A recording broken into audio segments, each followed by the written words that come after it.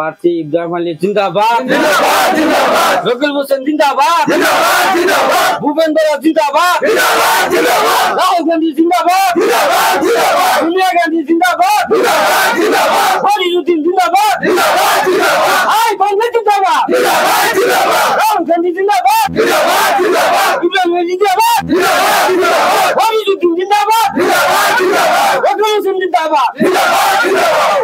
সমাগত নির্বাচন আপনি ভারতীয় জাতীয় কংগ্রেসের সিঙ্গিমারি জেলা পরিষদের এজন প্রার্থী আর বর্তমান প্রেক্ষাপটত আপনি কি করেন?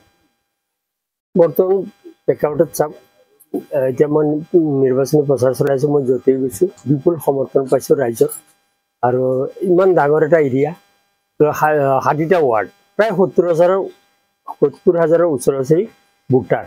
গতিকে গোটেই ইমানখিনি ভোটাৰৰ মই ব্যক্তিগত সাক্ষাৎ কৰাটো সম্ভৱপৰ নহয়। যাক যেনেকৈ পাইছোঁ কৈছোঁ, আৰু তেওঁলোকক মই আহ্বান জনাইছোঁ যাতে লগ নোপোৱা মানুহখিনিক তেওঁলোকে অলপ হেৰি কৰে, মোৰ কাৰণে দোৱা কৰে, আশীৰ্বাদ কৰে। সেইখিনি মোৰ ক'বলগীয়া হেৰি আৰু।